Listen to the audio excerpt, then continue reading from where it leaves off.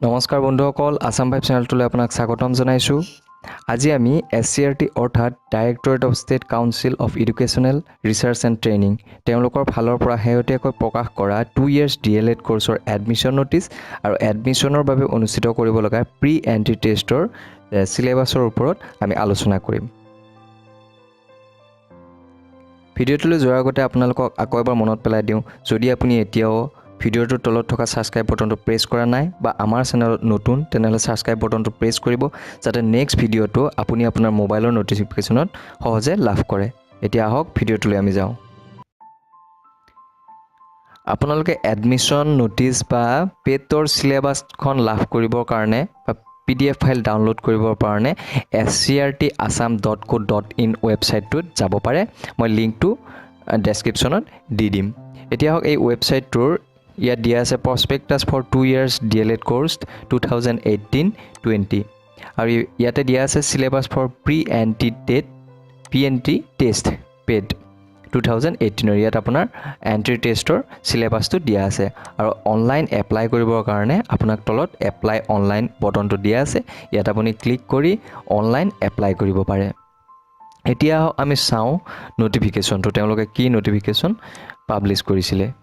Prospectus আহিছে, ইয়াত আপোনাৰ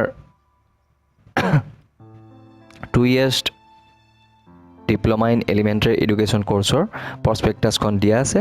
আমি ইয়াত গোটেই প্ৰস্পেক্টাছখন আলোচনা নকৰি মেইন পইণ্ট আৰু ইম্পৰ্টেণ্ট ডেট কেইটামান আমি চাইছোঁ। ইয়াত দিয়া আছে 1 জুলাই 2018 পৰা এই কোৰ্চটো আৰম্ভ হ'ব।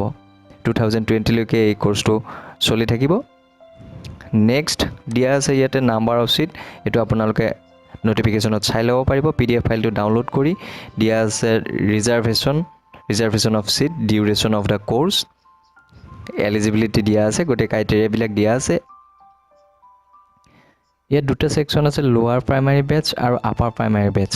লোৱাৰ প্ৰাইমাৰী বেটছত আপোনাক এপ্লাই কৰিবৰ কাৰণে এডুকেশ্যন কোৱালিফিকেশ্যন লাগিব 10+2 এক্সামিনেশ্যনত 50% মাৰ্কছ নাইবা আৰ্টছ ছায়েন্স কমাৰ্চত গ্ৰেজুৱেশ্যন। আৰু আপোনাৰ আপাৰ প্ৰাইমাৰী বেটছত এপ্লাই কৰিবৰ কাৰণে গ্ৰেজুৱেশ্যন লাগিব আৰ্টছ ছায়েন্স বা কমাৰ্চত। এপ্লিকেশ্যন ফিজ দিয়া আছে, কেনেদৰে এপ্লাই কৰিব লাগিব ইয়াত ৱেবছাইটটো দিয়া আছে scrtassam.co.in। মই অলপ আগতে আপোনালোকক ক'লোৱেই। চিলেকশ্যন প্ৰচিডিউৰটো দিয়া আছে, কোৰ্চ ফিজ দিয়া আছে আৰু একদম তলত আপোনাৰ ইম্পৰ্টেণ্ট ডেটবিলাক দিয়া আছে। এইটো 12 March 2018 আপোনালোকৰ এপ্লিকেশ্যন ফৰ্ম অনলাইন ছাবমিশ্যন আৰম্ভ হৈ গৈছে আৰু এইটো ক্ল'জ হ'ব। এপ্লিকেশ্যন ফৰ্মৰ অনলাইন ছাবমিশ্যন ক্ল'জিং হ'ব 31 March 2018।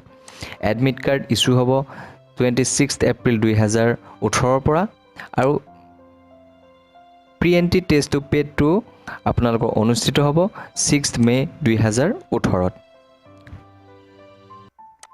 এতিয়া হওক আমি প্ৰি এণ্ট্ৰি টেষ্টৰ যিখন চিলেবাছ দিয়া আছে সেই চিলেবাছখন চাইছোঁ। টেষ্টটো হ'ব দুটা ছেকশ্যনত, ছেকশ্যন 1 আৰু ছেকশ্যন 2। টোটেল মাৰ্ক থাকিব 100, টাইম হ'ব 2 hours আৰু সকলোবোৰ কুৱেশ্যন MCQ টাইপত হ'ব। 100টা কুৱেশ্যন থাকিব আৰু প্ৰতিটো কুৱেশ্যনত 1 marks থাকিব। ইয়াতে দিয়া আছে প্ৰতিটো ভুল উত্তৰৰ কাৰণে 0.25 marks ডিডাক্ট হ'ব, অৰ্থাৎ 4টা কুৱেশ্যন যদি আপোনাৰ ভুল হয় তেতিয়াহ'লে টোটেল 1 marks ডিডাক্ট হ'ব। ইয়াতে ছেকশ্যন 1ত দিয়া আছে 40 marks। ইয়াত ABCD 4টা ভাগত ভগাই দিয়া আছে। জেনেৰেল ইংলিছ আহিব 10 marks, জেনেৰেল নলেজ আহিব 10 marks, ৰিজনিং আহিব 10 marks, এডুকেশ্যন আহিব 10 marks। আপোনাৰ বাকীকেইটা জেনেৰেল নলেজৰ ভিডিঅ' আমাৰ বাকী ভিডিঅ'বিলাকত আপোনালোকে পাই যাব। এডুকেশ্যন বা বাকী টপিকবিলাকৰ ওপৰত ছাবজেক্টবিলাকৰ ওপৰত আমি ভিডিঅ' বনাবলৈ চেষ্টা কৰিম। এতিয়া ছেকশ্যন 2 চাইছোঁ, ইয়াত 60 marks আছে। জেনেৰেল মেথামেটিক্সত 15 marks, জেনেৰেল ছায়েন্স বা EVSত এনভাইৰমেণ্টেল ছায়েন্সত 15 marks, ছ'চিয়েল ছায়েন্সত আছে 15 marks আৰু লেংগুৱেজ 3টা লেংগুৱেজ আপোনালোকে ছিলেক্ট কৰিব পাৰে, আছামিজ, বাংলা, বড়ো, ইয়াতো 15 marks দিয়া হৈছে।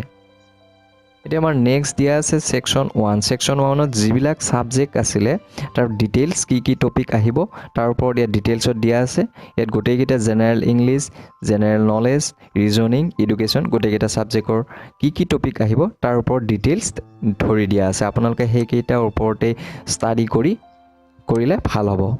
আৰু ছেকশ্যন 2টো ঠিক তেনেদৰে mathematics general science environmental science social science লেংগুৱেজৰ ওপৰত গোটেইকেইটা ছাবজেক্টত কি কি টপিক আহিব তেনেকৈ ডিটেইলছত দিয়া আছে